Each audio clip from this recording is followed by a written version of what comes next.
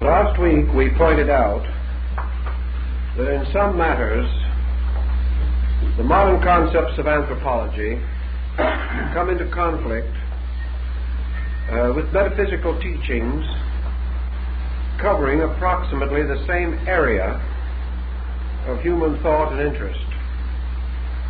This conflict continues into our present session, and in order to clarify it as much as we can, we must try to cover the several related fields which influence the major theme. Today, anthropology stands in a kind of middle distance between two other forms of learning. On one side is ethnology, which is more or less ethnic biology. It has to do with the exact problems of man's biological ascent in nature and culminates in the rise of social conditions. On the opposite side of anthropology is psychology, which is concerned profoundly with many of the elements which are now regarded as peculiarly the property of the anthropological group. Thus, between biology and psychology, anthropology takes a middle position, deriving certain of its data from each of these opposing or contrasting groups. And tonight, as our subject deals with the nature of soul and the problem of the ensouling of man, we come to another interesting situation. We have heard many definitions of souls, theological and philosophical. We also recognize the scientific approach to the psychic equation in human life. But now we must consider for a moment a phase of the subject which perhaps has not generally come to our attention, namely the soul in terms of anthropology. It is quite different in many distinct details from other concepts. Aristotle anciently opined that the soul was in some way directly associated with motion, that in a sense things move because of the psychic life within them. Now, this motion principle, however, Aristotle refined in many ways, but at the same time, although he distinguished various types of motion, he still held to the conviction that it is the soul that moves things, and that this motion is of itself of two kinds: movement in terms of body and movement which is not in terms of body. Movement in terms of body we behold around us constantly. Movement in terms which are not of body we also intellectually behold, until it becomes almost as familiar to us as the movement of body. Yet this movement which is not of body requires a different approach in an effort to understand its meaning and its part in our way of life. This non-body motion may be likened to a qualitative motion, as distinguished from a quantitative or physically directive motion. A man walking from Los Angeles to San Diego accomplishes the crossing of a quantitative interval, which we describe in terms of miles. He does this by means of a motion arising within himself, by which he is able to take this long and tiresome walk. Another man moving from the state of ignorance to the state of knowledge also crosses an interval. An interval perhaps more difficult to cross than the miles between Los Angeles and San Diego. Yet by the methods used to measure the travel of the walking man, we are unable to approach or conceive the interval crossed by the thinking man. Thus we have a motion which does not move things visibly or physically, but does make possible the bridging of intervals and distances of a qualitative nature. Thus we must have a quantitative and a qualitative motion. In ancient times, qualitative motion was perhaps more interesting to man than it is today. Seeking to understand the movement of the psyche in himself, the movement of his own soul life, man began to identify motion of the soul with anthropological or cultural motion. Thus, in one definition, anthropology is the science of the cultural motion in man, or the soul motion in man. It does not deal primarily with clinical problems. It deals with the grand motion of culture. If a man writes a book, and I read one not long ago, and he was a learned man, and he wrote a book entitled The Soul of Greece. Now this book had absolutely nothing to do with religion, metaphysics, or psychology, as we commonly think of these terms. It had to do essentially with anthropological motion.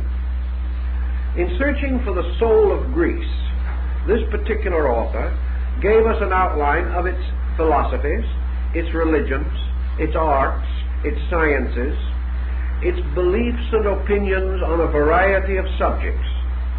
And though he covered the fields of religion and philosophy, he did not do this as a metaphysician or as a mystic. He merely recognized religion and philosophy as aspects of culture, as the results or part of the results arising from the ascending human contact with the refinements of mature living, the association of the person and the group with an overall psychic conviction, pattern, or way.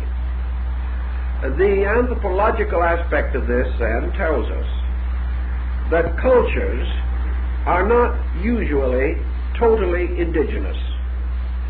Culture represents a stream moving anthropologically through humanity, or moving humanity along a road or path. All culture groups derive certain knowledge or conviction from preceding groups and bestow a certain fruitfulness upon all succeeding groups. Thus, culture may rest for a time with a people, but culture moves from nation to nation, from race to race, from generation to generation, enriched in its motion by the contributions of countless peoples, many of whom no longer exist as independent cultural groups. This motion, then, of a cultural stream through time, a stream invisible as far as our physical senses are concerned, but constantly impelling to the performance of actions which are visible, or consequences which can be seen. This motion is the anthropological psyche. It is the movement of man's attainment. It is the continual enrichment of this movement. It is the eternal and endless progression of things in terms of the unfolding of their attributes and the enrichment of the institutions which they create as they move down through history. The soul, then, to these peoples, to this anthropological group, is the consummation or the summary of culture at any given time and under any given group of circumstances. It can be examined historically. It can be contemplated philosophically. It can be approached religiously. But these represent interpretations of something which has a nature in itself.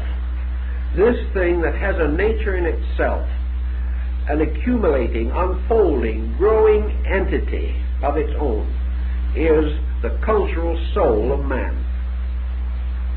Thinking in these terms and upon this foundation, then, we come upon immediately certain other factors which have to be taken into consideration. We can either follow the materialistic point of view, merely that culture is therefore the continuous heaping up or aggregation of common attainment, that each generation, through its own natural experience with phenomena, enriches the total cultural life of the world, and that the outstanding individual who attains in any particular, so that he leaves an impress upon his time or upon his people or upon future ages, becomes a powerful cultural unit. And up to the present time, a small group of perhaps 15 or 20,000 persons recorded out of the total body of history represent the spearhead of man's cultural progress. Culture is therefore not only vested in the accumulation of total groups, it is led or moved dynamically by individuals who respond in an exaggerated or larger way to the reactions which to the ordinary person are met with less intensity or less directive. If in this thinking we come to a point of deviation between anthropology and metaphysics, perhaps this division again is not as real as at first appears. For a long time we have been plagued with an attitude, namely that if a certain effect is visible to us, a certain condition arises in our phenomenal world, we assume that the cause of that condition must always be according to the dominant way of thinking which most influences our times. It does not occur to us that comparatively similar effects can arise from widely different causes. This point we have to give some special attention to. We know that we are not always correct when we use the sensory perceptions as a means of establishing fact. We know that for a great period of time, human beings actually believed that the sun set in the west because it appeared to do so. They assumed that the diurnal motion was the motion of the sun. They did not realize that it was actually the rotation of the earth itself. Thus explanations were built which satisfied things which men could see, but these explanations were not true. It follows by this that an explanation which is plausible and even probable and may be strongly supported and sustained by physical evidence may at the same time not be true. From this we must proceed then to the fact that we observe culture. We know that man is moving. We know that he is unfolding an individual and collective psychic entity. We are not, however, at this time in a good position to analyze the actual cause of this cultural motion. We are not sure that it is merely the result of constant impact of external stimuli, nor are we sure that the possibility of culture is sustained by hereditary descent or by certain fortunate biological factors in the life of an individual or a collective group. Thus, the physical circumstances upon which both psychology and anthropology function may exist with explanations other than those now broadly and generally accepted. We have reason to understand this, perhaps, merely by a program of research into past thought. And we will find in so doing that persons of admirable abilities and extraordinary intellect came to conclusions long ago which we no longer accept as valid. We have advanced others, but there is no reason to doubt that in time to come, others following us will find still more adequate explanations, which may or may not sustain those that we now regard as sufficient. Therefore, in the study of our psychic problem, we have no absolute certainty that the human soul is identical with culture. We have no actual certainty that the human soul is identical with mind. We find such identities convenient. They seem to answer questions not easily answered without such concepts. But every concept, though it may increase the reasonableness of our conclusions, every concept fails in some particular. We have never yet developed a concept which is totally and completely sufficient. Today, perhaps our concepts include more than was once known. But on the other hand, to strengthen and develop our concepts, we have been forced to reject a great deal of evidence that was once held to be valid. In order to make our own way of life scientifically acceptable, for example, we have had to deny almost categorically the miraculous, the mystical, and numerous occasions and instances strongly sustained by history and not easily assailable. We've had to ignore them and deny them simply because they will not fit into our prevailing attitudes. So every time we have a new attitude, we gain something and we lose something. And in the course of time, the trend in modern thinking has been for man to gain greater objectivity, but to lose more and more of his subjectivity. To lose in the progress of growth a great many concepts and ideas which were essentially beautiful, noble, and calculated to improve him culturally. Thus, in our way of life today, we have advanced certain specializations, but most persons of thoughtful mind will agree that our cultural situation is not secure, that we have sacrificed too much of the nobility of man in the quest of exactitudes. And in the sacrificing of this nobility, we have weakened man as a being. And we have thrown culture into opposition with science, advancing science at the expense of culture, advancing certain phases of ourselves at the cost of the total self.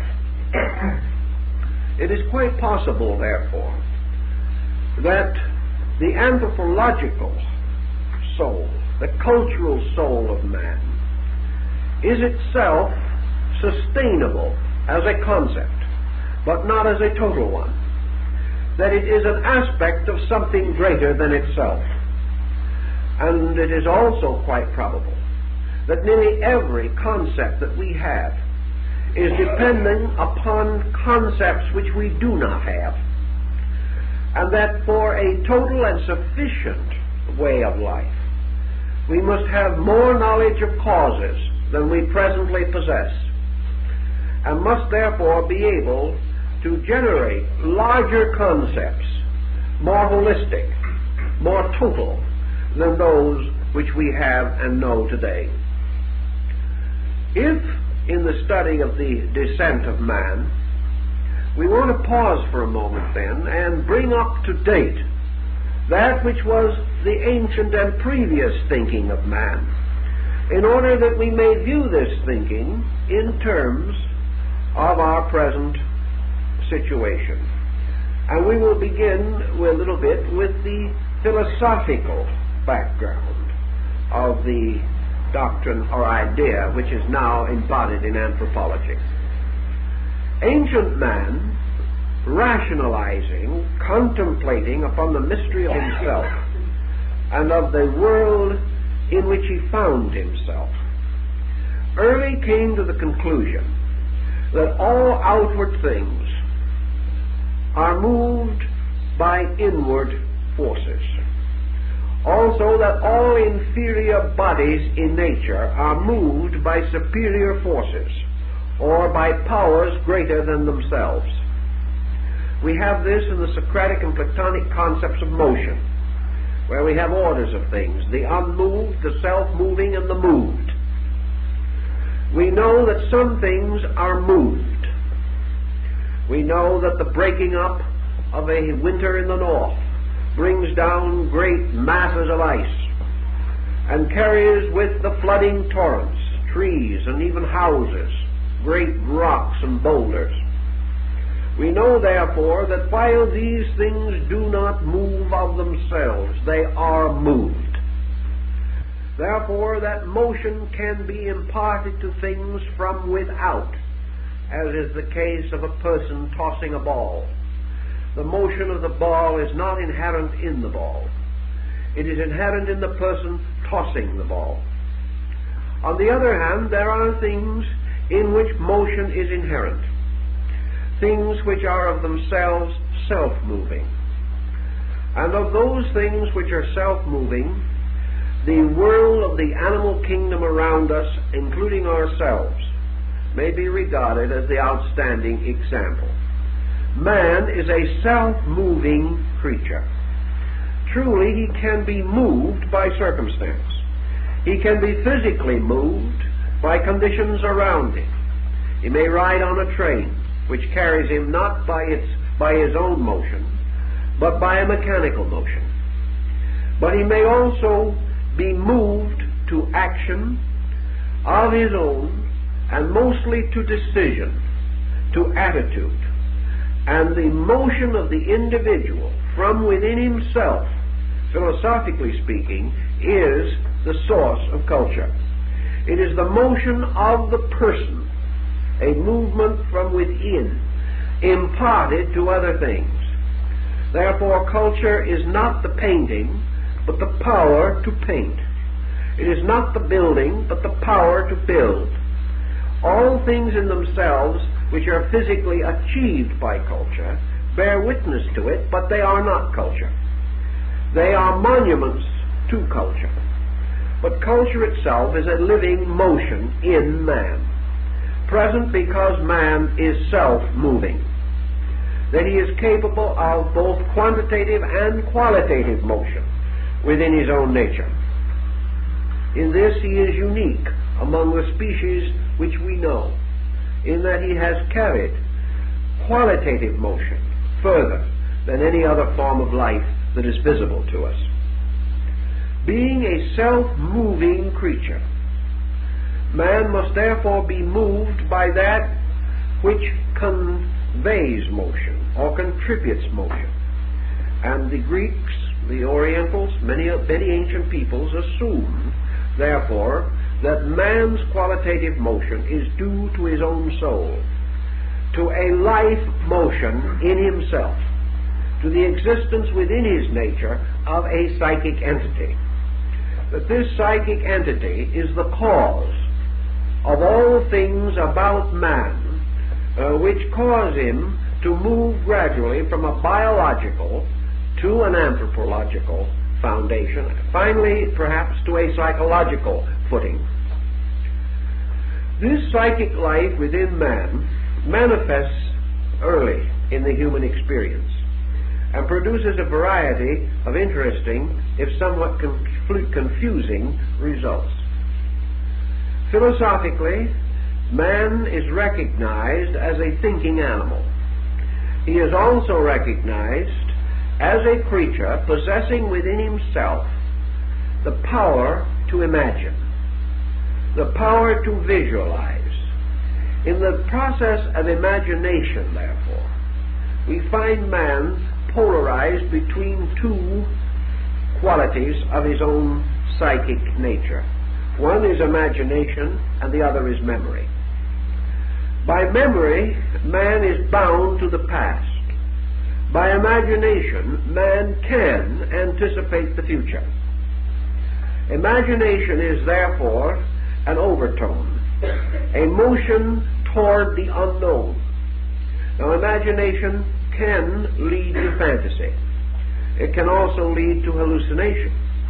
It can result in the individual surrounding himself with unreal and unreasonable fears. It can terrify the individual and tyrannize upon all of his other faculties.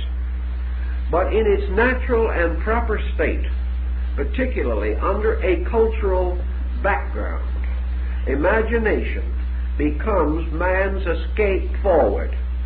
It makes possible the dream of future.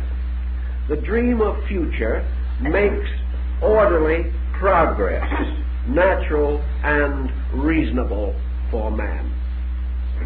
Now pause for a moment again and turn to the religious consideration. As we go back anthropologically into the history of man, we perceive that the religious equation arises very early in his human experience. One of the earliest observations of man has had to do with the difference between that which could be explained and that which could not be explained. Not in this case empiric necessarily, but in terms of his own experience. That which any man cannot explain occupies a different relationship to him than that which he can explain. That which can be explained is normal. That which cannot be explained is hypernormal, or supernormal, or supernatural. Consequently, man's relationship with life has always been divided into two parts: his relationship with the known and his relationship with the unknown. Now, there are tribes in various parts of the world who have tried to solve the problem of such relationships. One of them was the Yazidis of Iraq, a group of people whom we call the Yazidi. They still exist as a small religious sect, sometimes called devil worshippers. These devil worshippers are very intriguing because of the basic logic which dominates their thinking. These people are not really devil worshippers. They believe in a good God, but they do not feel or sense the need to worship this good God. Why offer or pray or in one way or another attempt to please a good God? If this God is good, he is not going to hurt you anyway. On the other hand, there are the unknown negative forces of nature, personified in the concept of evil. These people, therefore, find it in their thinking more utilitarian to try to keep evil spirits happy than to worry about good spirits. It is of no concern to them whether they worship God or not, because God understands everything, knows everything, and is eternally good. But the evil spirits, likely to bring plagues and pestilence, and to destroy the harvest, and to make women barren, and to cripple children, or to strike down the mature in their fullness of age, these kind of beings we must always cater to. So it is to the evil spirits that the foods and offerings are made, and that the prayers are raised, asking these spirits not to hurt them. There is no use asking God not to hurt them, because He will not.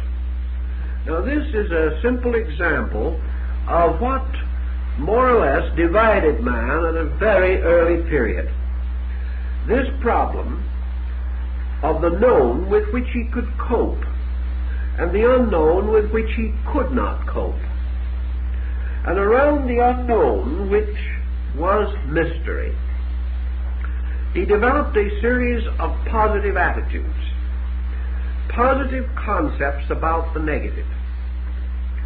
These positive concepts about negation resulted in the primitive social religious structure of savage peoples. It consisted of man's attempting to anticipate with his own consciousness the invisible factors of life around him. He was unable to do this rationally. He had to do it emotionally. He was unable to prove one step of his journey, yet he believed definitely in the journey because of other things which he could prove and which became obvious to him. When one child grew up and the other child died, there could only be one answer, namely a supernatural factor. As far as he could tell, there was no natural solution. Therefore, he began to think in terms of the evil eye, of witchcraft, and of innumerable machinations by means of which the life of the child could be destroyed by sorcery or something of that nature. There was no other explanation.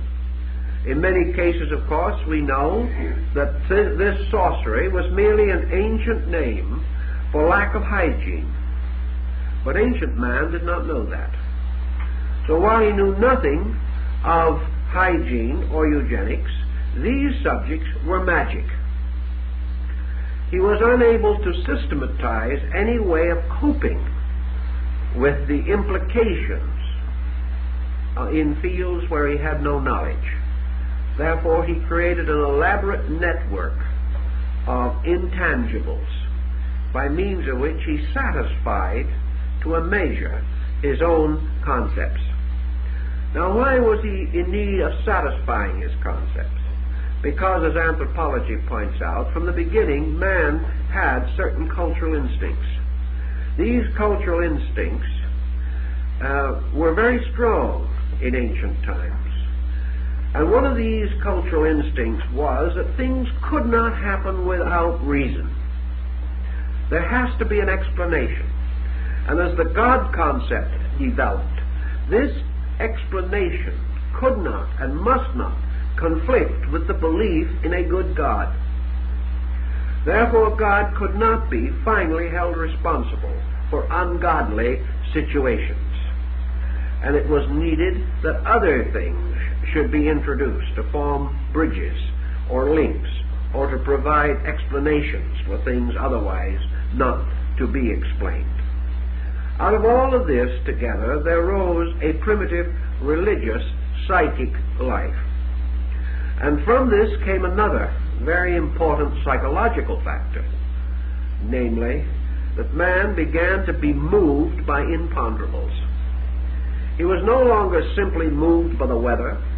He was no longer moved totally by the migration of animals, which he had to follow in order to secure food. He was no longer moved by storms or by any of these things primarily. He began to find other causes for major trends or major motions in his own affairs. And these causes were his beliefs, his attitudes, his convictions, and the rising structure of consequential conclusions. Thus man began to be inwardly moved by psychic pressure.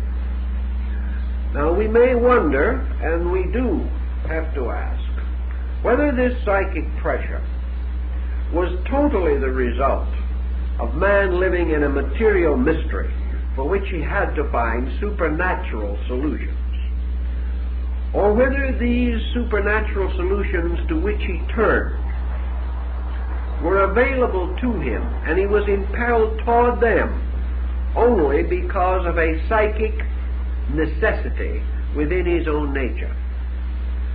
In other words, is man to be decided as having been moved only by heredity and experience, or was he also moved by the fact that there was in him something by which he was human, and that this humanity gave him a different perspective, made possible the engendering of the element of mystery in his own consciousness, and that man gradually evolved mystery because he had a unique capacity for mystery, a capacity not so obvious in the other kingdoms of nature. Your religionist will assume that this was true, and that at a certain time in the remote development of man, something was contributed to him by which he was unique, and that this uniqueness rested in his humanity, for it is in his humanity alone that he is unique.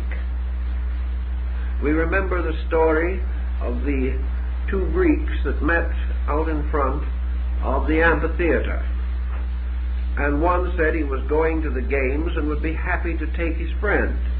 His friend, who was a philosopher of parts, declined. And the man who was going to the games said, "You are missing a wonderful opportunity. For this afternoon you will see men that can run faster than deers. You will see athletes who are stronger than bears.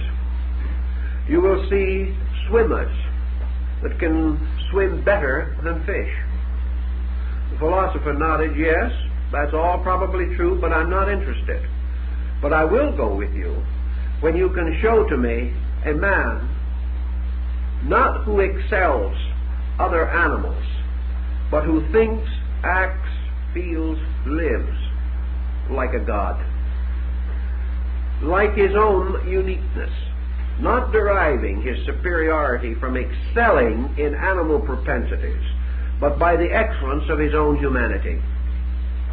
This thought would also correspond with one strong opinion on the problem of man's soul nature.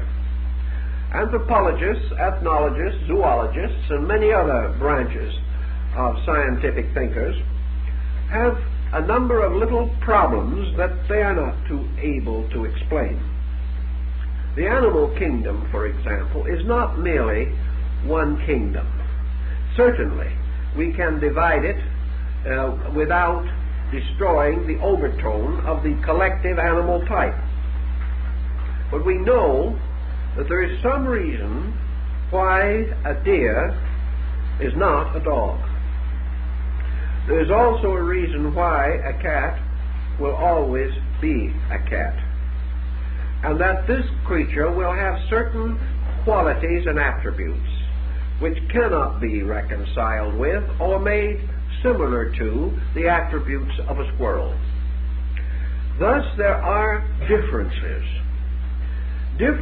which cannot be totally explained by environment, differences which seem to indicate that within the animal structure itself there are differentiations, that these differentiations will emerge and will reveal infinite specialization.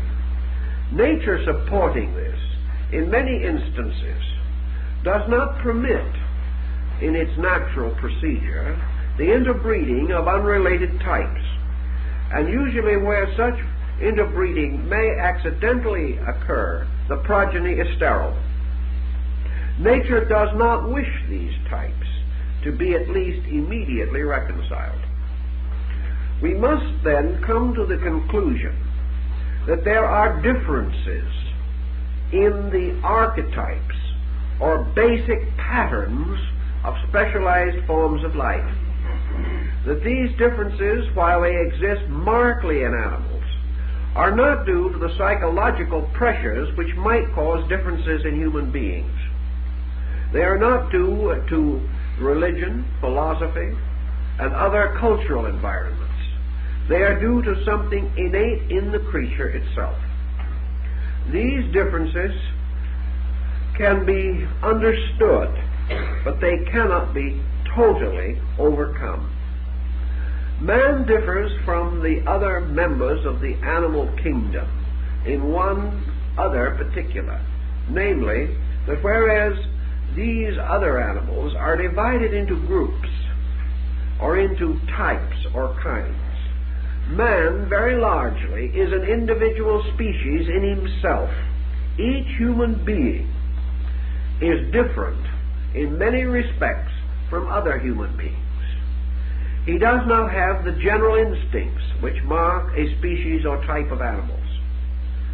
If we have seen a cow, studied a cow, analyzed a cow, and perhaps psychoanalyzed that cow as far as we can, we have then a fair concept of cow. And we may meet 10,000 cows without any marked variation. But you can never analyze any human being so adequately that you know how any other human being thinks. You have a much greater individualization here, so that the human being becomes a distinct order of life in himself. Truly, this distinction develops gradually. Yet, as our anthropologist knows, you can go to a small island somewhere in what we might term an underprivileged area, and we will find 20 tribes on that island in comparatively close proximity to each other. And as far as we can discover, they have lived together there for an indefinite period of time, perhaps 1,000 years, perhaps 2,000 years, perhaps for an unknown period of time. Yet that little group of tribes that little group has never become one entity. 15 tribes, maybe with not more than 500 members in each tribe and not more than 10 miles apart. 15 tribes, 15 languages. Perhaps in root similar, but not actually able to understand each other. 15 religions. Entirely different groups of attitudes. There are cases where in a group like that, one group will be cannibal, but not the others. There is another type of situation that is also noticeable there. One group may be agricultural, and another will still depend upon fishing and hunting for survival. One of these little groups may have created a comparatively well-organized cultural government. The next group, 20 miles away, is in anarchy and always has been. Out in the hinterland, where you come upon these things, you can become continuously aware that neither proximity nor similarity of environment will result in identity in human type. There can only be one answer, that the division is deeper. The anthropologists insist that cultural division is enough. This is doubtful, and a number of progressive thinkers in the field are beginning to recognize that we've got to go deeper. In going deeper, therefore, we are searching now, anthropologically speaking, for the psychological factors in differentiation. And they are certainly present, and we cannot ignore them. Now, if we go into our mystical religions, to our so-called esoteric systems, only a term which should not be considered so frightening as many so-called educated people have come to believe, for it simply means, in this sense, beliefs or traditions that have long been held either in secret or have become so broadly neglected that they have continued only in the custodianship of a few persons.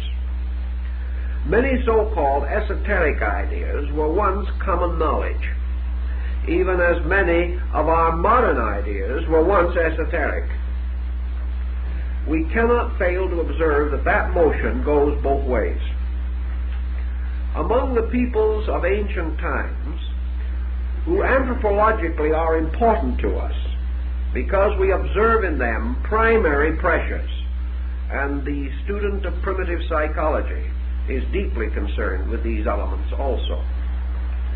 In these primitive peoples, we have, from the beginning, the strong concept that man is primarily a psychic entity. That man differs from other known creatures because he is ensouled. Because a living, thinking, feeling being is in the core and central part of his own nature. He therefore divides himself from the animal not because of the difference of body, but because he firmly believes that he is not his body, but that he is truly a person living in a body. Up to very recently, science has taken the attitude that there is no separate person occupying the human body, that the personality arises within the body and its experiences and its reflexes. But ancient man was convinced that he had a psychic entity. And even among such peoples as those we mentioned, the 15 little tribes on the island, the belief in this psychic entity is perhaps one of the few things that they shared in common. They had different interpretations of it, but all these little groups had some concept, even as aboriginal savages, they had some concept of a being in their own bodies. That they were not merely animated forms, but that this being in the body was more important than the body. Most ancient peoples also held that in some way this being is in an association with the body, but is not subject totally to the changes and modifications which occur in the body. One medieval thinker expressed it in a very interesting way. If soul is a byproduct of body, why is not the psychic life of man changed if he loses both legs? He is then no longer the same organization that he was before. Something is gone. Yet the loss of his arms, the loss of his legs, even the infirmities of his sensory perceptions do not essentially change his being. And usually, except in cases of certain types of disease which destroy function or structure, the actual entity of the individual does not greatly alter until the time of the general dissolution of the body.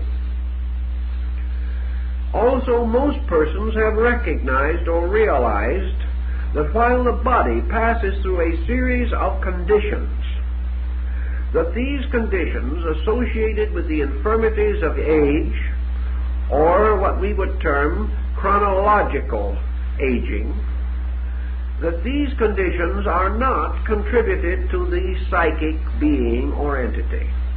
Once the individual recovers from the peculiar negative psychology of childhood and attains a more or less complete administration of his own nature from that time on, say from his teens to the end of his life. The being is not aware of aging. It becomes conscious of aging only through the infirmities of its body, but it is never itself able to determine as an inward, noumenal experience whether it is 20 or 40. It must look in the mirror. It must depend upon some external factor. And about the only difference that we note is body difference, resulting in loss of function, loss of vitality, or the exhaustion of bodily resources. The individual has these infirmities, but the knower in the body is essentially timeless. Primitive man found this out. It forced him, therefore, to the inevitable conclusion that when he was 70, he did not feel inside any different from the way he felt at 20. And if there was an essential difference in his condition, this difference was due to psychological factors. His friends told him he was old. People began getting chairs for him. Folks ran forward and helped him upstairs. These are the ways he discovered that he was old. Gradually he came to believe it. Also, as among the Chinese, who differ from us in so many details, age having a peculiar advantage.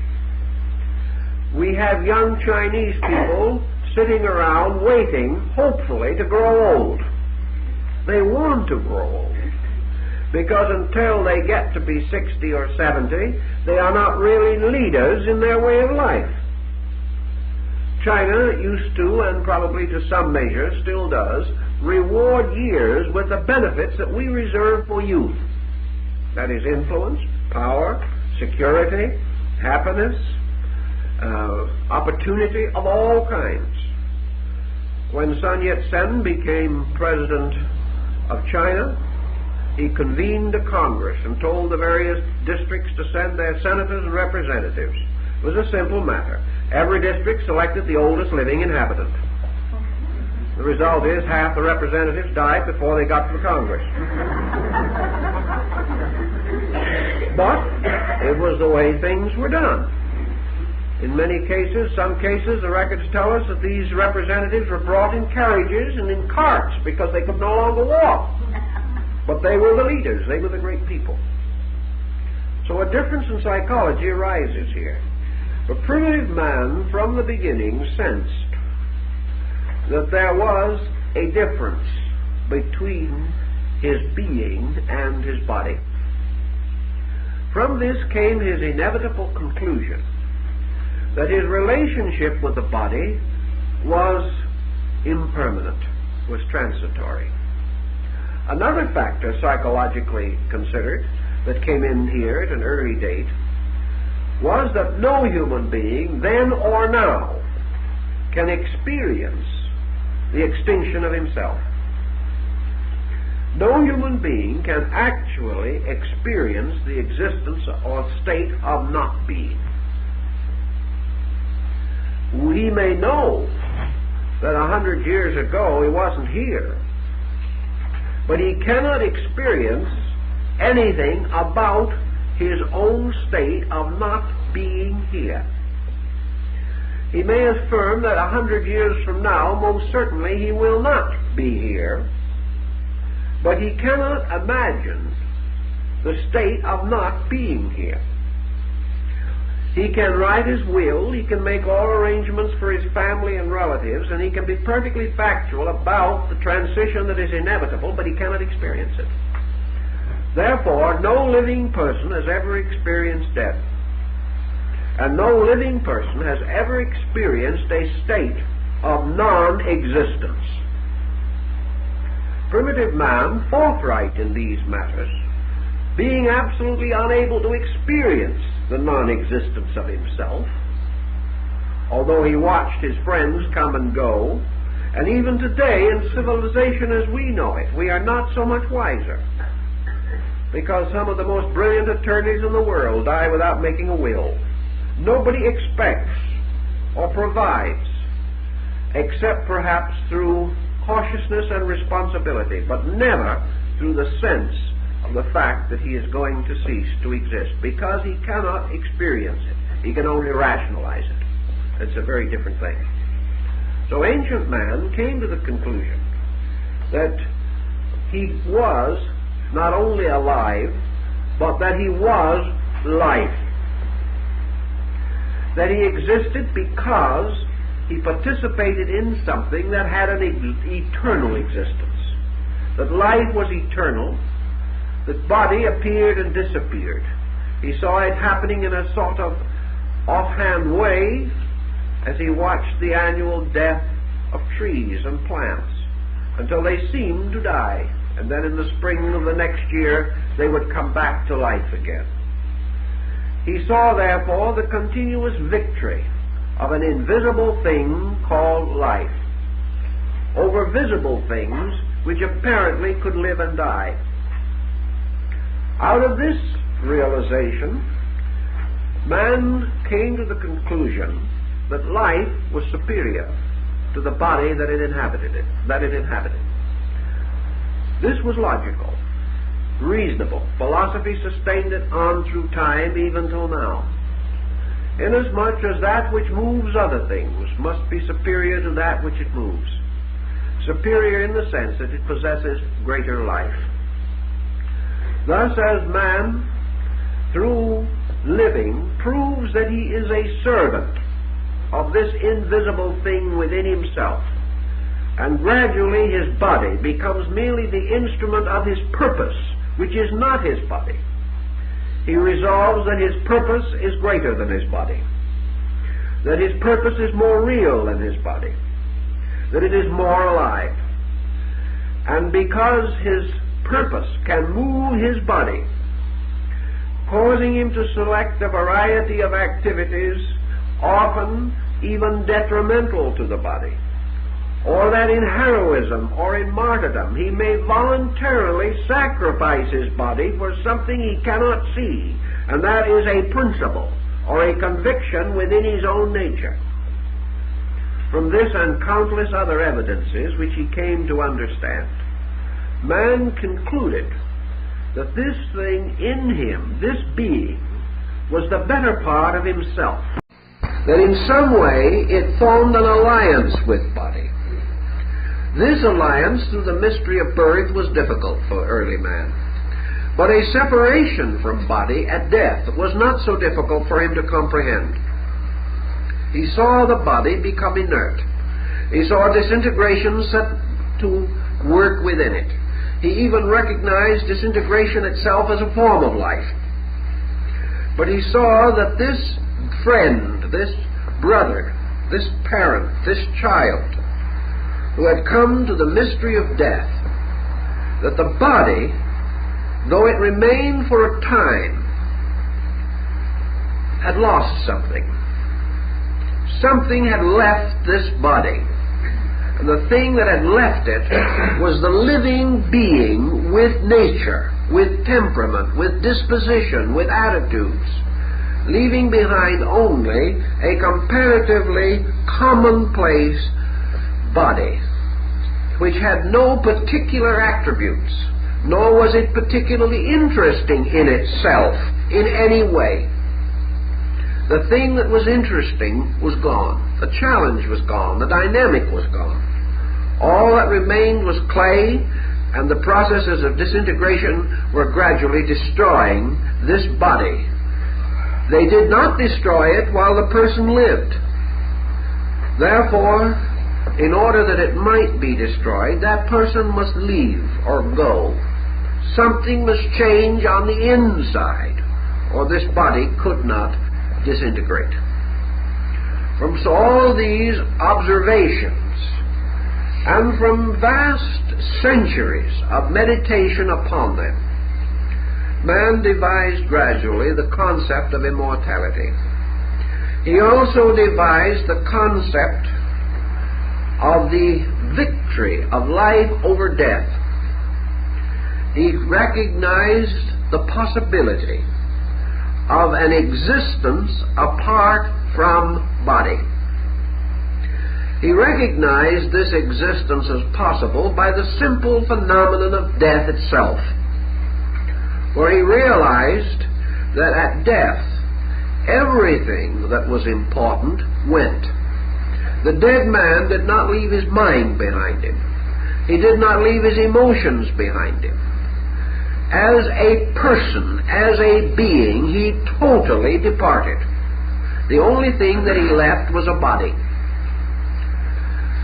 It therefore occurred to the Egyptian and the Hindu and other ancient peoples also that that which departed was a self-sufficient being, differing from the ordinary being only in one particular, namely the absence of a tangible body. This led primitive man to surround the living with beings unembodied in the air around him. He believed that these beings had departed no great distance, that they were alive, that they were there, that they could accept his sacrifice and answer his prayer. The only difficulty was he could not see them. But even in this there was an exception. In sleep he could see them. They could return to him as dreams. He could internally restore their appearances. And he had a kind of inner life which seemed to bring him into contact with the kind of world where beings without bodies could live. And most of our early concepts of the afterworld were derived from dreams, from man feeling or believing that in sleep he passed through a kind of temporary death. St. Paul said, I die daily. And that in this sleeping procedure, the being also left the body, or separated from it in some way. Therefore, because man could sleep, be unconscious, not know, and not remember, yet he could awaken without any volition of his own, that sleeping and waking and all the decisions of life rested in the being, not in the body. The being could come and go as it pleased. It was the protector, guardian, master of the body. Thus all our magical cults bring in these points, as Fraser points out in his Golden Bough. In this, man then began to contemplate the broader reaches of things. And by the time of the rise of the great classical civilizations, the great philosophical systems of India, China, Egypt, Greece, Babylonia, Assyria, in these days men had also some knowledge of anthropology. They had some knowledge of the origin of species. They had a reasonably accurate insight into the historical descent of man from a savage to a cultured state. They also had a religious conviction, such as we find in the book of Genesis, where we discover that at a certain time in the development of primitive man, a fraternity was established between being and body, that being came to body, and that what we call humanity was actually a race of invisible beings that became embodied. That man had a psychic life that was eternal, everlasting, neither having beginning nor end, and that in this process of its eternal continuance, it formed periodic associations with body, as in the East Indian doctrine of rebirth. Rebirth being nothing more or less than the periodic re-embodiment of a being having the power of continuing between lives, even as consciousness has the power to continue in sleep, or to pass through unconsciousness without dissolution. In the study then of the anthropological concepts, the Christian philosophers, borrowing considerably from the old Jewish teachers, decided that man was a unique creation inasmuch as he was an ensouled animal. He was a being different because a superior order of life had entered into him, possessed him, and had made his body their temporary abode, or the abode of this order of life. To accomplish or to interpret this, they had to explain what would bring the soul or the being toward body. And out of this have come several different theories. The most familiar to us, of course, is the theory of the fall of man. In other words, man is embodied as the result of sin. That in some mysterious way, a divine order of beings rebelled against God. And for this, the order was hurled into the abyss, as Milton tells us in Paradise Lost, Dante in Paradise Lost. I'll get it in a moment. Milton's Paradise Lost. In this situation, we find an order of beings hurled headlong from the heavenly sphere as a result of the rebellion of the angels. In this case, the fall was due to disobedience, was therefore incidental or accidental. This, however, is not the common opinion of all peoples. Others believed that what we call the fall was a perfectly natural process in nature, representing no punishment, but the inevitable need of the being to experience all things.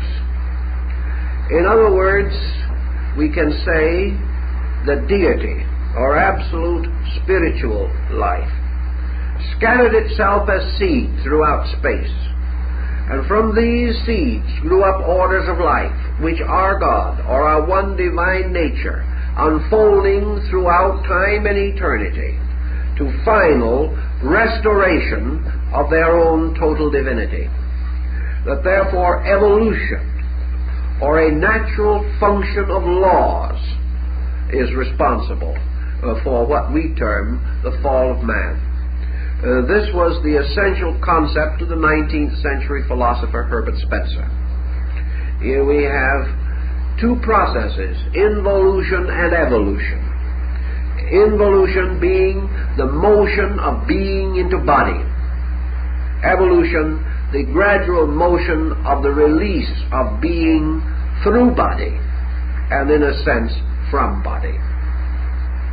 This concept, then, held as its principal situation or purpose that man, in what we term the evolutionary arc of his existence, has as his primary purpose as a being the full expression of this being in conduct.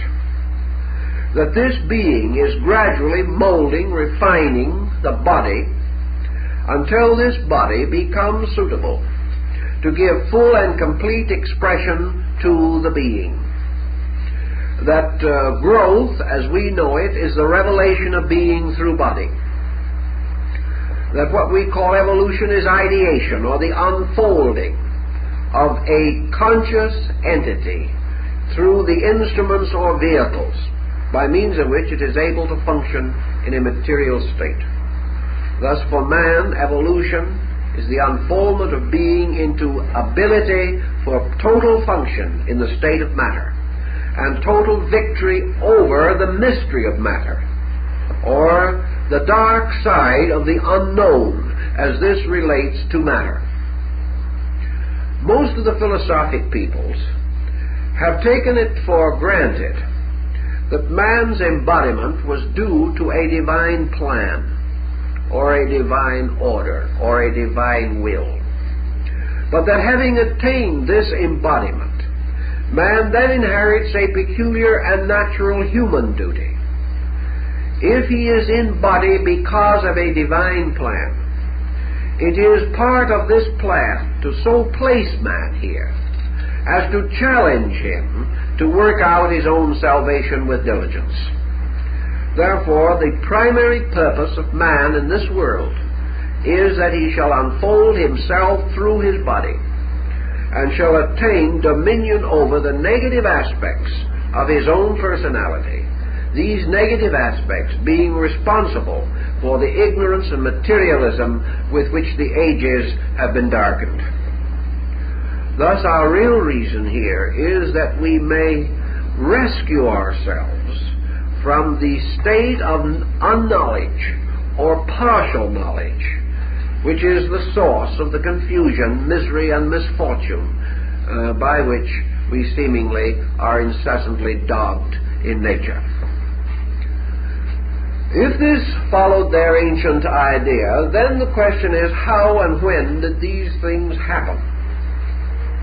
Anthropology on a material level definitely postulates something. It does not know exactly what it postulates. It does not even assume, perhaps, that the complete statement of its postulation is possible.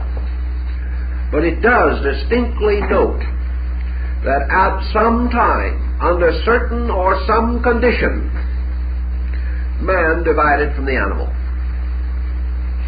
That this division was more than the mere process of standing on its hind legs. We may be reasonably certain that this elevation of posture was bound to something in nature more important than the fact that man preferred the food that grew high. Apparently the giraffe did the same, but did not become human as a result. Nor are we to assume that man inevitably proceeded from the anthropoid, or from the so-called great apes. These apes, it is true, have certain attributes and characteristics which are reminiscent of a primitive type of humanity. But the ape, although it has the body approaching that of human type, is still essentially an animal. It is a little wiser and a little more cunning than some animals, but it is not a dreamer. It has never created a work of art. It has never built a city. It has never dreamed a great religion into existence. This creature is still tied or bound to a kind of creation. Or, if we do not wish to take this ground, and there are some who would like to differ, they will say that the primary difference between the beast and man is the vocal equipment, which has made possible the transmission of knowledge.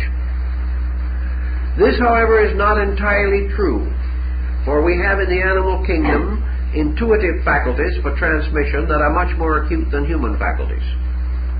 And we find that the animal, like all other creatures in nature, is able to transmit that which it is necessary for it to transmit. And that in this man has achieved no more, although he is on a different cultural platform. But actually, somewhere, anthropologically speaking, we have what Gabriel Max attempted to portray as the missing link. We have something that occurred. This something transformed man, placing within him a fire. And the Greeks symbolized this by Prometheus bringing the flame from heaven in a hollow stalk. This bringing of the flame, which centering itself in man, created in him a separateness that was to not only continue but to increase until an entirely new order of life was differentiated. This problem, when it happened, how it happened, what happened, these questions have never been satisfactorily answered by material science. The answer to them perhaps merely lies around some corner, and they hope that someday they will find it. But in the meantime, they have not found it. And we can suspect that some of our more intuitive ancestors had a better explanation than we have now. Not necessarily better than we may have sometime, but certainly better than we have today. One reason being that we have given up. The modern man is not really asking these basic questions anymore. He is intriguing his mind with secondary questions, and frustrated in his effort to solve primary matters, has turned from them, because to continually think of them is only to remind himself of his own inabilities. Actually, the ancients did contemplate this problem and attempted to understand it. And old mythologies and ancient legends and lore, all rich in this particular phase of speculation, in this type of thinking. The early Jewish scholars who were associated with the development of the Bible were of the distinct impression that there were two creations described in Genesis. The first being the creation of man, and the second being the creation of Adam. And you will find that they are in different chapters of Genesis even now. Now it is interesting that at the end of the first chapter of Genesis, man has been created. But the Lord is not satisfied, because, as one of the verses tells us, there was no man to till the ground. So even after the man was created, there was nobody to till the ground. The man who was to till the ground did not come until the coming of Adam. And the two creations are distinctive. Some scholars are of the opinion that this was the result of the early blending of two totally different concepts of origin. One the Elohistic and the other the Yahvistic. That the ancient Jewish philosophy came from two roots, and that these two roots were never completely brought together, and that the two creations of man in the opening chapters of Genesis relate to this phase of the old philosophy. Actually, however, there seems to be more to it than this. We are not told in the first creation that the Lord breathed the breath of life into that man. The first man was not made a gardener or a keeper of the garden of the Lord, nor was he given the power to name all things according to their natures. This came later. It was this man, the second man, who fell, and who was forced from the garden, and who also was given the coat of skins, the body, in which he must suffer and labor, and perpetuate his kind with the sweat of his brow. The first man was the Greek anthropos, the idea man, the archetype, the man in heaven. And to these ancient peoples, the being in the body. The Adam Kadmon, the man made of the red earth, flesh, was the second man, the body. And it was into this body that the breath of life, the psyche, the soul, the ghost, meaning breath, was given or was transmitted. And it was this man who also in due time became male and female, and went forth, the man to earn his bread with the sweat of his brow, and the woman to bring forth her children in pain. These were the body. These were the final result of the union of being and body. The unembodied being lived in heaven, and it was believed by the ancient Jewish scholars that the first man attended the school of the angels in heaven. The second man lived first in ether, in atmosphere, the body being a condensation gradually of invisible gases and substances. Finally, he fell into a mortal or material state, becoming a physical body, precipitated out of invisible substances in the same way that a solar system is a visible structure precipitated out of space and sustained by space, space itself being totally invisible, and yet the inevitable source of every visible thing that exists in creation. Thus, the motion of things from an invisible condition into a visible one may be regarded as a kind of fall. But this being that fell into body, fell into a kind of sleep. And the Greeks have the same concept of souls falling into generation. Plato tells the same story. The Hindus have it, the Chinese have it, the Buddhists have it. All these accounts then lead to the inevitable concept that at an X point, which we may not be able to date in terms of chronology, but we can date it in terms of anthropological phenomena. At an X point, the primitive creature, which was to be and had been fashioned to be man, was quickened or made alive and became a living soul. This immediately set the destiny, but there was no visible, phenomenal moment in which this could be identified, for it required a very long time for the gradual drift of the ensouled animal from that animal which had not received the being into itself. Berosus, in his Chaldean history, describes this problem also, speaking of the laboratory of nature in which innumerable forms were generated, forms with many heads and arms, forms with many bodies, giants and pygmies, the most incredible diversity. We ridicule it today, but there is nothing that he describes more incredible than a dinosaur or one of the pterodactyls or a brontosaurus. All these creatures we would not believe ever existed did we not find their fossil remains. No one could have convinced us otherwise.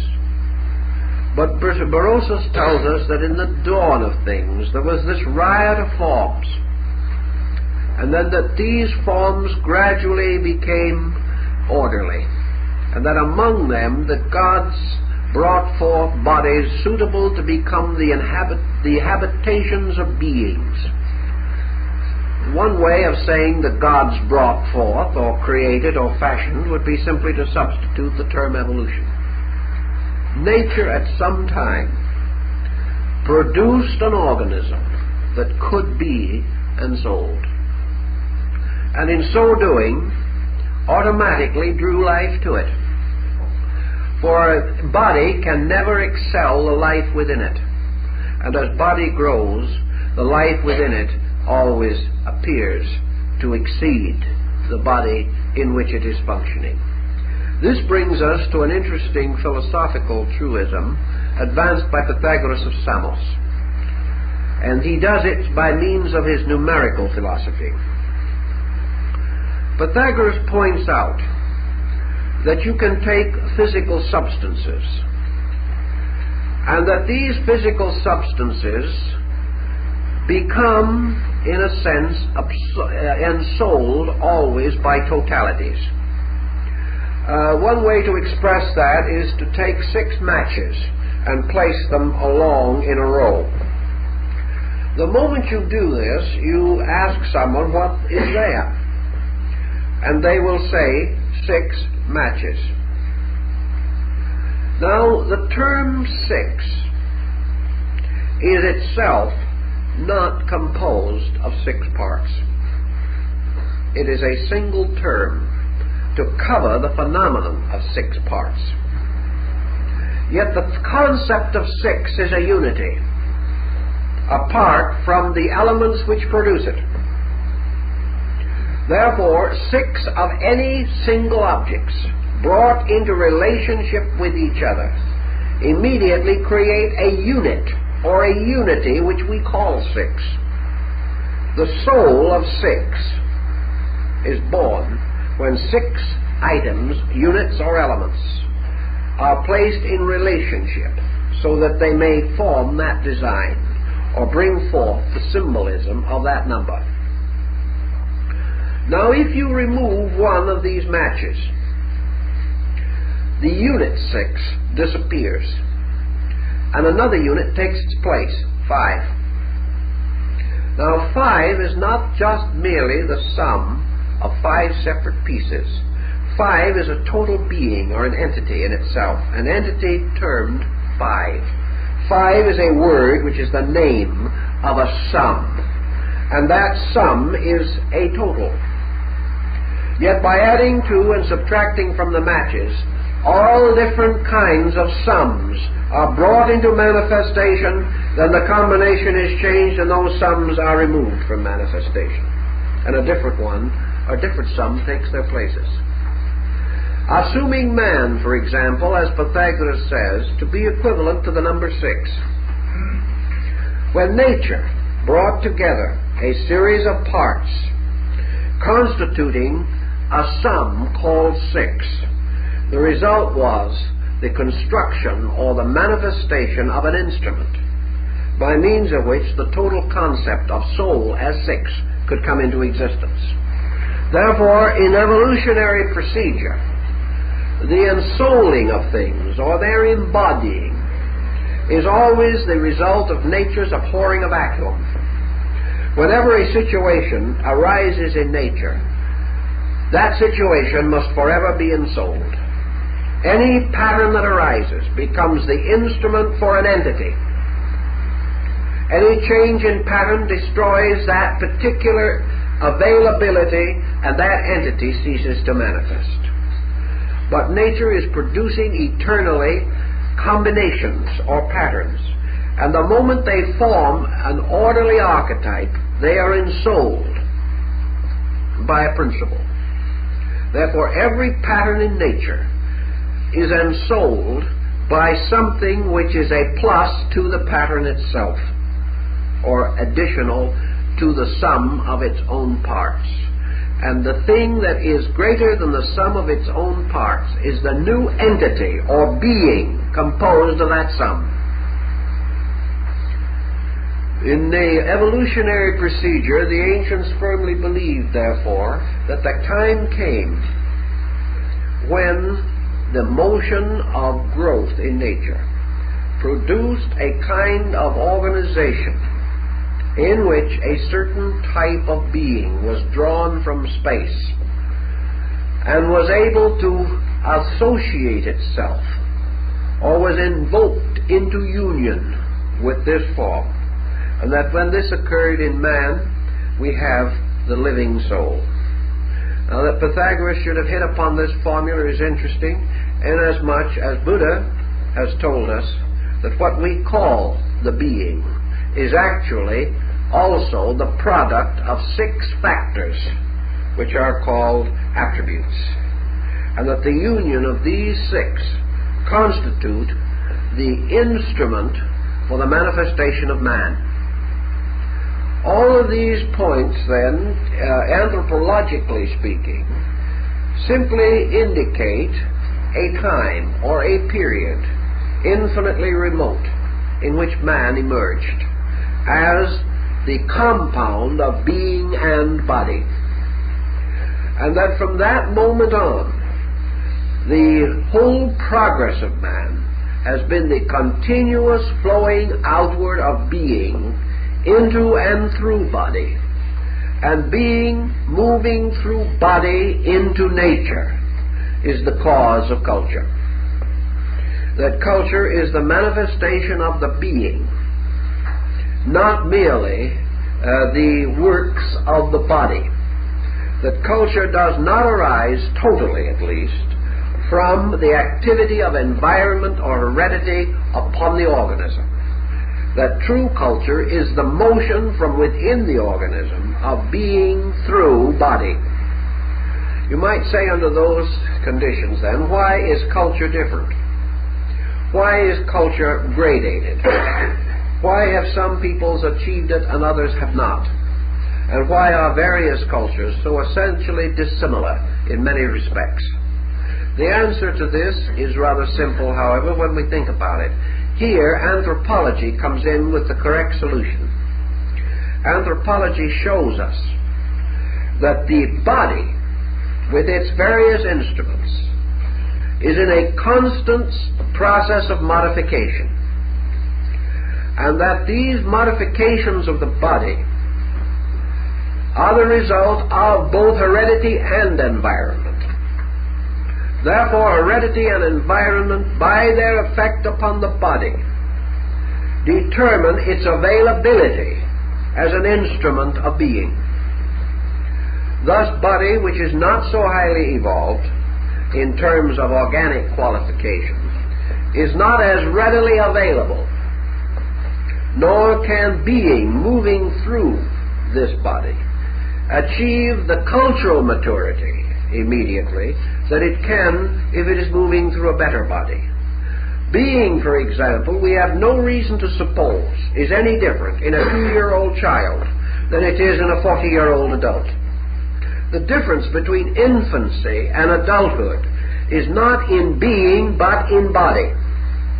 And anthropology is the story of the racial development of man from infancy to adulthood.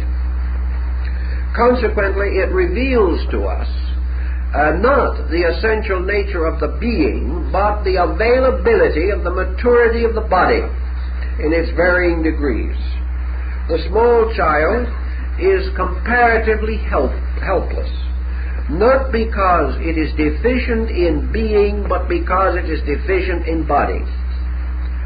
At various periods in its growth, through childhood, adolescence, and early maturity, the burden of its biological, anthropological, and ethnological development is so great that it is not available at any time for the complete release of the being within it.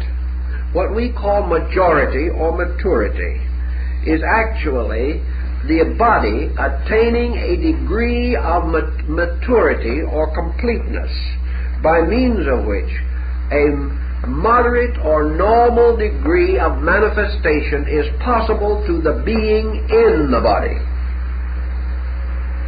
Here, therefore, we do not actually conflict between what might be perhaps called an idealistic approach and a materialistic approach. The difference lies in the source of the motivating factor. The anthropologist sees something happen. In various departments of living, we also see things happen, but we do not always see the causes of these things. And the position here is that anthropology is the story of the gradual growing up of a kind of creature. And anthropology, therefore, is perfectly correct when it wishes to outlaw forever the idea that certain peoples are better than others, or that certain races are better than others, and to reduce all these elements to the simple fact that all things which are consistent with themselves may be regarded as good. That which keeps its rules is honorable, and honor has nothing to do with the color of skin or the ethnological development of the people. It is an attainment on a cultural level by means of which things are measured in terms of themselves instead of terms of something else. On this basis, your philosophical or so-called esoteric viewpoint would also carry the same essential burden. The average parent does not regard his child as inferior, because he recognizes within that child growing processes which he himself as an adult has passed through. And he is perfectly certain that in due course of time this child will mature and will become an adult, and therefore will come into his natural heritage. The modern anthropologist is beginning to think the same way. that the different racial levels are the degrees in the unfolding of a body which is moving toward its natural maturity, and that the only superiority or inferiority must be measured in the terms of what is the essential difference between a 6-year-old and an 8-year-old child. There is only the difference of time, the difference of a little more opportunity for the maturing of the body for the being within it. But anthropology is in no way convinced that the essential nature of being as psychic entity is determined by the appearance of body or by its cultural attainments alone. Therefore, that what we are really dealing with is an eternal motion of growth, and that it is impossible for us to accurately determine the comparative merits or demerits of the various stages of this growth. That all we must bear in mind is that the end of this growth is the victory of being over body, or the attainment of ethnological and anthropological maturity.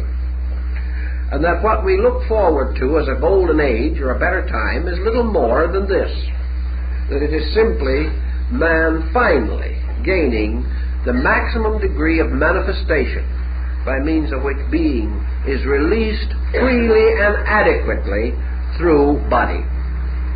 We have the same thing on a cultural level, where we have arts and sciences. A child born with the potential of a musician may never become one unless he is given advantages in music. He may remain forever a musician in his soul, but his ability to express this music means that he must train the body as an instrument of purpose. And it is only when he has trained his hands properly to respond to the instincts and impulses of his mind and emotions that he can play the piano. Thus the body must be brought within the discipline of the being, and must become the instrument for the expression of that being, or the being itself remains forever inhibited. And anthropology, the descent of man, the cultural life of man, is the gradual revelation of this, the constant evidence that man and nature are conspiring to produce the kind of body by which the being may manifest its own integrity. This again brings up a psychological factor in connection with this, namely the possibility that this being itself is subject to certain infirmities, certain sickness, certain attitudes, by means of which, for example, collectively speaking, a race can destroy itself, or a culture can destroy itself. Here we come to a very complicated situation, and that is the relative interdependence of being and body. The being instrument, as we know it, the psychic nature, has been seriously misunderstood, or certainly abused, in the terms of our modern thinking. We have come to the conclusion that being and mind represent synonymous terms, that being is superior to body because it is intellect. Nearly every one of the great thinkers of the ages have pointed out the fallacy of this position. They have warned us about it on the religious level and on the philosophical level. They have pointed out clearly that the intellect is not the being. Therefore, that the gradual substitution of intellect for being is a form of dying. That just as surely as being is forced out of manifestation by the crystallization of body, so being as culture, as the psychic entity of culture, is forced out of incarnation by the crystallization of a mental concept as a substitute for culture. In other words, when a culture crystallizes, it is the same as a body that gradually falls victim to rheumatism, arthritis, and other ailments. gradually the power of the being to function through the body is destroyed. If, therefore, intellect and emotion, through misunderstanding, are given a dominance or a preference, and gradually force the being into an unfavorable relationship with body, we may destroy a culture. We destroy it because we destroy its soul. This does not mean that we actually destroy the soul per se, or in its own nature. Rather, we destroy the bridges by means of which the soul functions through the body. We lock the being. And the moment we lock the being, we're in a difficult situation. Being, as it is superior to body, cannot be held by body. And when a body is no longer suitable, and there is obviously no remedy possible, and a process of crystallization or disintegration has gone too far, being simply severs its relationship with body. And when soul severs its relationship with a culture, that culture dies. When the soul severs its relationship with a concept, that concept becomes extinct. Whenever the being finds itself in a condition utterly unfavorable, it departs from that condition and proceeds to move into other conditions more suitable. Now this tremendous stream of life moving along presents us with a number of opportunities or a number of specializations. Being has the choice of old cultures, rich in experience but infirm with age, of contemporary dominant cultures, mostly utterly confused, and of aboriginal cultures, as yet comparatively undeveloped and for the most part unspoiled. Therefore, you will observe that wherever we get to a point of decadence on an anthropological level, we almost immediately release a backward people. A so-called primitive people begins to move forward. The power of the world moves. In the case of the Roman Empire became culturally delinquent, became culturally corrupt, became like a body so ridden with disease that it could no longer function, or a psychic organization so ridden with complexes, fixations, and neuroses that it could no longer serve as an instrument. Immediately we find culture moving out. Those that still possessed it in the Roman Empire went into the Near East and Arabia and created a new renaissance of culture there. That part which did not have sufficient strength to survive, that which had not recognized the difference between true and false culture, then passed under the influence of the Goths, the Huns, and the Ostrogoths. They were conquered by barbarians. And out of the barbarians came a new order of culture. And just as the Romans got arrogant, so the barbarians in due term became cultural and arrogant. And step by step the process is repeated. But always where a people or a culture group which has been dominant loses dominance, and it must always lose dominance by betraying its own psyche. It must always block the motion of being within itself. When this happens, being seems to depart, and the weight of culture passes to another people. This people suddenly becomes alive, after perhaps resting as the Huns and the Goths had rested for 1,000 years without any more than tribal motion. Something happened. And within 500 years, these people moved into a dominant place in civilization, gradually filling the most important place of their time, the place left a vacuum by the collapse of the Roman Empire. Always, therefore, culture, instead of dying, moves toward primitive integration. The answer being, of course, that it is easier to work through a young body and build it forward than it is to work with an old and opinionated nature that already has built tremendous obstacles to progress. This is the reason why in the anthropological culture the great motivations, the great vital pressures of culture are usually in the hands of the young. That is why the motion of generations arises from several sources. Youth inherits the cultural tradition.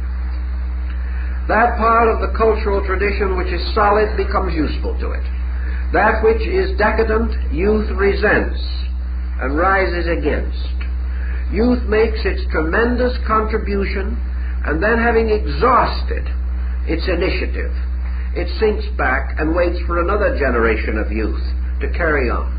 But the motion is carried by youth. The consequences are contemplated by age.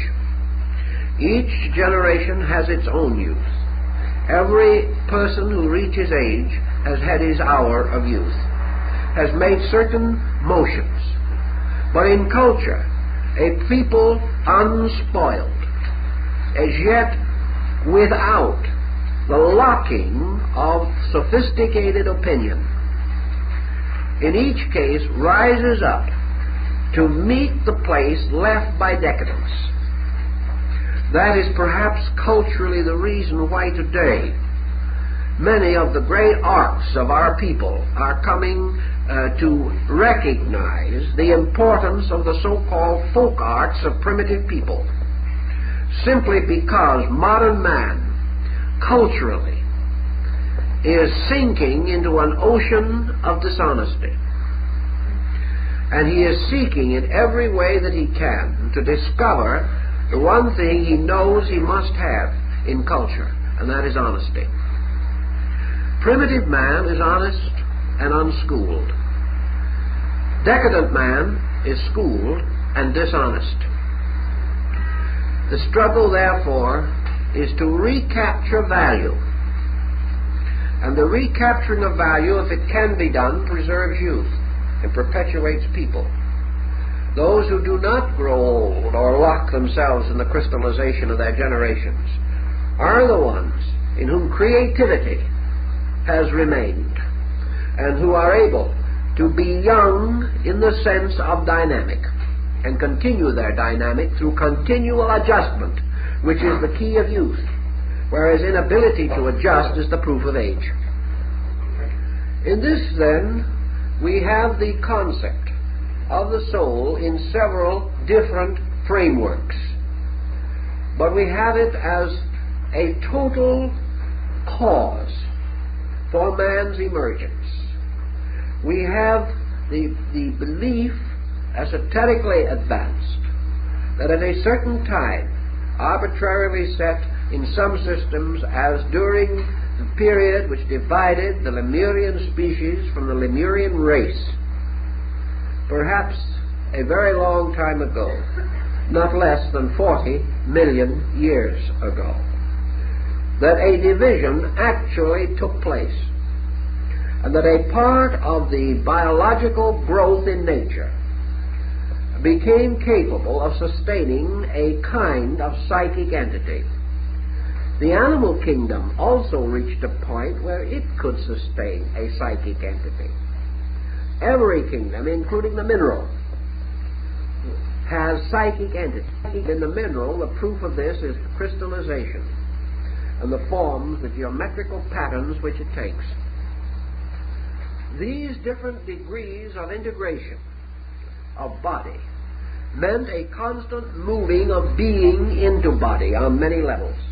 But that most vital to us as human beings is the motion of the human being into its relationship with body.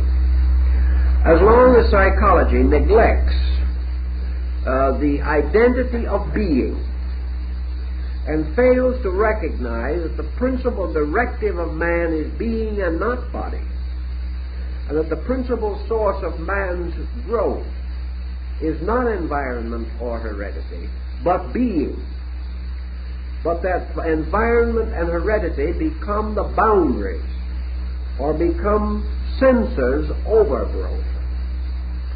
So that by these factors growth is advanced or retarded. Then we find that the purpose of science is truly to become the handmaiden of being. That the purpose of science is to clear the confusion in body, mind, and emotion, in order that the clear stream of being may be more immediately available. The conflict of body and being results in premature age and the destruction of man long before his time. When the conflict and competition in the relationships of body and being, the competition arising primarily from body, when this is understood and overcome, a great variety of situations, both cultural and physical, at the present time burdening the life of man, will be removed. And the individual entering into a partnership between being and body will discover that in this way he makes possible the more rapid development of himself. His purpose always is that body shall become immediately responsive to being. Therefore, actually, that all purposes by which man lives and cultivates and develops shall become so sensitive to and responsive to the total purpose of being itself, and that man will never be happy until he fulfills being, and that the general and natural and inevitable purpose of being is to unfold into expression the innate creativity of itself, a creativity beyond our comprehension. Therefore, man comes of age biologically, sociologically, culturally, philosophically, and spiritually when he becomes creative. Creativity rests in being and is communicated to body.